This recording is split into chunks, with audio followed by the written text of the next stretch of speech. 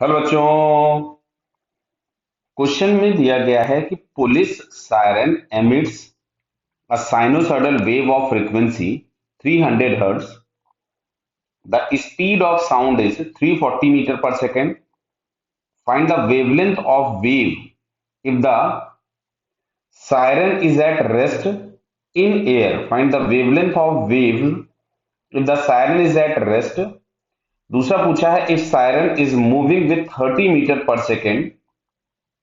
Find the wavelength of the wave ahead and behind the source. Clear है? तो देखो, सबसे पहले जब रेस्ट पे है जो ए पार्ट में हमको दिया गया है, तो यहां से हम लोग सीधे सीधे लिख सकते थे lambda is equal to V by A. Clear? तो वी हम लोगों के पास दिया गया था 340 और फ्रीक्वेंसी हम लोगों को गिवन था 300 हर्ट्ज. तो यहां से फाइनली हम लोगों को मिल जाएगा इट इज नियरली 1.133 मीटर.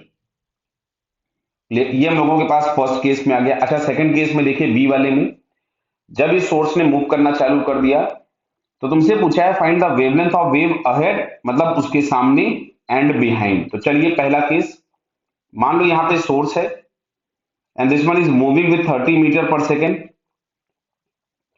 अभी फिलहाल ऑब्जर्वर हमने यहां लिया हुआ है. क्लियर है? बाद में हम लोगों को ऑब्जर्वर को सोर्स के पीछे लेना होगा, बिहाइंड द सोर्स. क्लियर? तो यहां से अगर हम लोग जनरल फॉर्मूला लिखें तो ये हम लोग लिखते हैं F apparent is equal to F actual V minus V O upon V minus V S. Clear? तो अभी अगर हम देखें तो ऑब्जर्वर रेस्ट पे है और जो भी डायरेक्शन यहां पे पॉजिटिव होगा, तो देखिए सोर्स टू ऑब्जर्वर या direction of sound is taken as positive, तो ये डायरेक्शन फिलहाल अभी प्लस है. तो यहां से जो वी एस हम लोग लिखेंगे वो लिखेंगे +30. क्लियर? बाकी आगे देखते हैं हम लोग नेक्स्ट पार्ट में क्या होगा.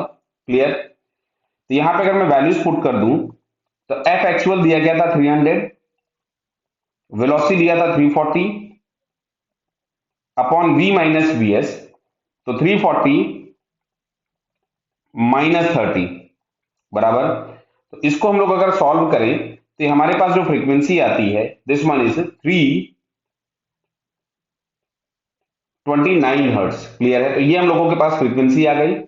अब अगर हम लोगों को वेवलेंथ चाहिए थी तो lambda dash is equals to, हम लोग यहां से लिखते थे वी अपॉन एफ एपरेंट. तो वी हम लोगों के पास दिया था 340,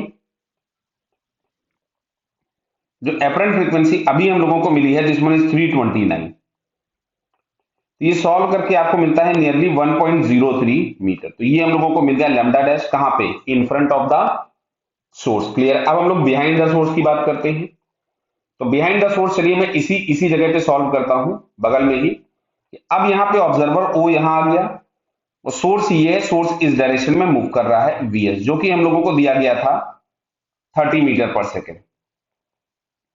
बट अब यहां पे देखिए सोर्स टू ऑब्जर्वर ये वाला डायरेक्शन प्लस हो जाएगा.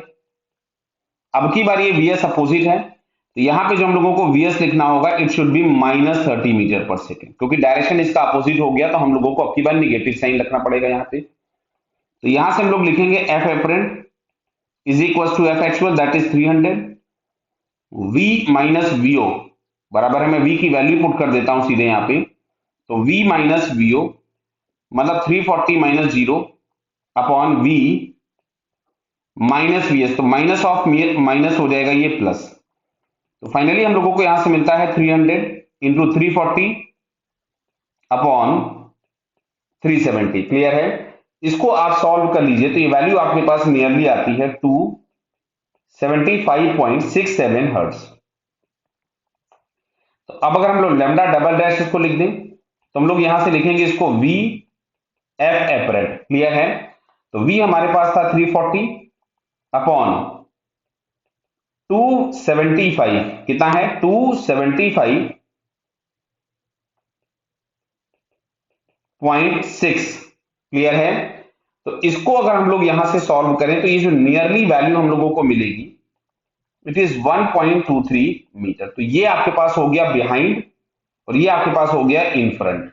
क्लियर है? और जो एक्चुअल वेवलेंथ थी जब आपके पास सोर्स रेस्ट पे था तो ये एक्चुअल वेवलेंथ थी और ये दोनों एपरेंट वेवलेंथ है. क्लियर है? ये बराबर बेटा समझ में आई होगी. All the best.